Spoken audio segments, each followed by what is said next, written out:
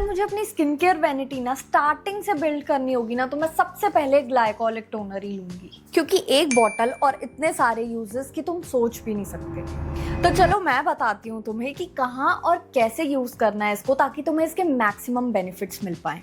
और ऐसा कुछ नहीं है कि तुम्हें ऑर्डिनरी का ही यूज करना है, तुम कोई सा भी ले सकते हो if the percentage is similar, चाहे फिर वो ऑर्डिनरी हो, अंडररेटेड हो, मिनिमलिस्ट हो या फिर pixie.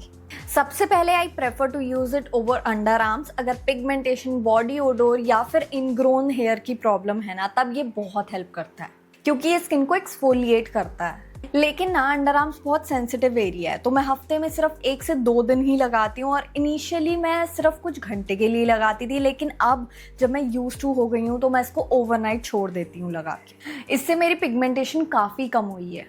Next is elbows and नीज। इसके वैसे तो बहुत सारे रीजंस होते हैं। कई बार ना तुम्हें कुछ वाइटामिन डेफिशिएंसीज होती हैं, या फिर जीन्स की वजह से होते हैं, या फिर वो एरियाज ना ज़्यादा ड्राई होते हैं, इस वजह से भी पिगमेंटेशन हो सकती है। मैं पर्सनली अपना बताऊँ ना, मैं कभी कभार जैसे वीक में 1 से 2 बार ही ना एक कॉटन पैड लेकर 6 से 7 ड्रॉप ग्लाइकोलिक टोनर की डाल लेती हूँ। उस पर मैं अपने नीज़ और ऐसे अफेक्टेड एरियाज जो कि मेरे नीज़ और एल्बोज हैं, वहाँ पर मैं ये अप्लाई करती हूँ। Then I follow it up with a thick moisturiser. तो कंसिस्टेंसी से ना होता क्या, एक तो पिगमेंटेशन भी over the time glycolic toner से इम्प्रूव होती है, और थिक मॉइस्चराइज़र से ओवरऑल ये कॉम्बिनेशन से ना पिगमेंटेशन और टेक्सचर वाइज दोनों में काफ़ी इंप्रूवमेंट देखी है मैंने। और अगर मैं बात करूं आर्म्स और लेग्स के लिए, जैसे स्ट्रॉबेरी स्किन है या फिर इनग्रोन्स की प्रॉब्लम है, टैनिंग की प्रॉब्लम है, तब भी तुम इसको यूज कर सकते हो। बस मेक श्योर कि तुम ड्राई स्किन पर लगा रहे हो, और जब भी तुम लगाते हो ना, तुम डायरेक्टली भी लगा सकते हो। तुम्हें ज़्यादा कॉटन पैड वगैरह के लिए इसके लिए नीड नहीं होती है। You can also leave it overnight, क्योंकि यहाँ की स्किन कंपैरेटिवली ज़्यादा थिक होती है।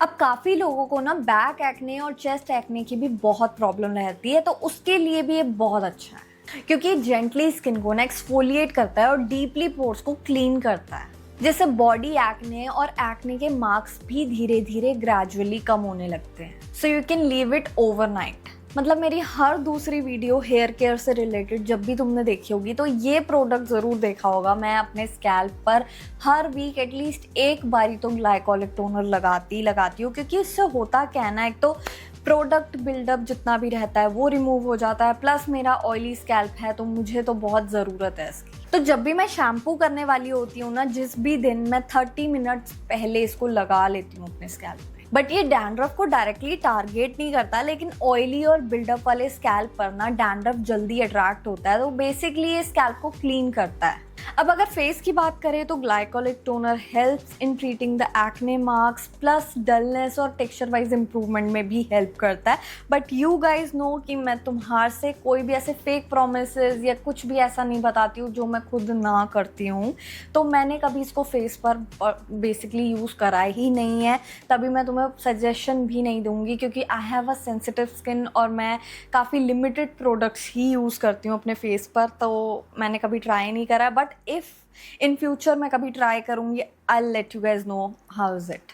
But I use it on neck area. जब भी मेरी नेक, मेरे फेस का कलर अलग अलग लगता है, मतलब डल लगती है, अनइवन लगती है, तो मैं एटलीस्ट 1 घंटे के लिए रात को, मतलब सोने से पहले लगाती हूँ, and I just wipe it of, क्योंकि यहाँ की स्किन ना थोड़ी ज़्यादा थिन होती है, डेलिकेट होती है, तो उसको ओवरनाइट नहीं छोड़ सकते। मैं लिटरली फीट के लिए इतना ज़्यादा परेशान थी, जितनी मर्जी क्रीम लगा लो या जितना मर्जी पेडिक्योर करा लो, मतलब वही ड्राई और क्रैक्ड हील्स ही मिलती थी मुझे नेक्स्ट मॉर्निंग। बट कुछ टाइम से ना रात को सोने से पहले मैं ये छोटू सा रूटीन फॉलो कर रही हूँ। सबसे पहले कॉटन पैड पर या डायरेक्टली भी मैं अपने हील एरिया पर ना ग्लाइकोलिक टोनर लगाती हूँ। उसके बाद एक थिक मॉइस्चराइज़र या कोई भी बॉडी लोशन लगा लेती हूँ, या फुट क्रीम भी आती है वो भी लगा सकती हूँ। Next day I wake up with soft feet. मतलब ऐसा नहीं है जैसे यूजुअली पेडिक्योर्स वगैरह कराने के बाद तुम्हारे 2 दिन तक वो रिजल्ट रहते हैं। इससे ना मैंने एक चीज़ नोटिस करी है, मेरा ओवरऑल जो फीट का टेक्सचर है ना, वो काफ़ी इंप्रूव हुआ है। हालांकि पहले भी मैं यही सेम मॉइस्चराइज़र, यही लोशन जो मैं अपने फीट पे लगा रही थी, पहले भी लगा रही थी डेली, लेकिन जब से मैंने ये एक स्टेप ऐड करा है ना, तब से मैंने इम्प्रूवमेंट देखी है ओवरऑल टेक्सचर में। ये यूज़ सुनकर तो तुम हैरान ही रह जाओगे। वाइल स्क्रॉलिंग, मतलब मैंने इंस्टाग्राम पर ये एक रील देखी थी, इसको लिप बास्टिंग कुछ ऐसे कुछ वर्ड बोलते हैं, मुझे एग्जैक्टली याद नहीं आ रहा। तो जब भी इसको मतलब ड्राई और चैप्ड लिप्स के लिए ना तुम एक कॉटन पैड पे लिटरली 3 से 4 ड्रॉप लो, इसको अच्छे से तुम लगा लो, उसके बाद ना follow it up with a thick lip balm या बोरो प्लस लगा सकते हो, या फिर वैसलीन लगा सकते हो। उससे ना next day you will notice huge difference. एक तो ड्राई और चैप्ड नहीं लगेंगे लिप्स, प्लस धीरे धीरे ना eventually you will find your lips in your natural shade, natural colour में तुम्हारे लिप्स वापस आ जाएंगे। Pigmentation will be reduced. These are the only things that you should keep in mind while using it. सबसे पहले तो इसको night routine में use करो, कभी भी डे रूटीन में मत यूज़ करो, because this is the active ingredient, ये स्किन को इरिटेट कर सकता है। And use it on the dry skin ताकि बेटर एब्जॉर्प्शन हो पाए। और जिस दिन भी तुम लगा रहे हो ना, उसके नेक्स्ट मॉर्निंग सनस्क्रीन, उस एक्सपोज्ड एरिया अगर तुम्हारा है ना, तो वहाँ सनस्क्रीन ज़रूर लगाना।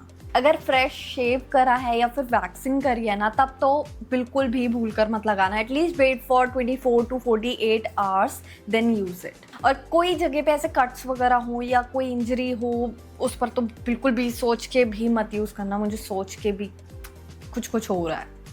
एक प्रोडक्ट और इतने सारे यूजेस, बस सही जगह, सही फ्रीक्वेंसी और सही कंसिस्टेंसी के साथ यूज करते रहे ना, तब तो पक्का डिफरेंस दिखेगा। सो या that is it for today's video. I hope you guys enjoyed it. कुछ हेल्पफुल लगी हो तो लाइक, कमेंट, शेयर, सब्सक्राइब जो ठीक लगे वो कर देना है। And I will see you guys in my next video.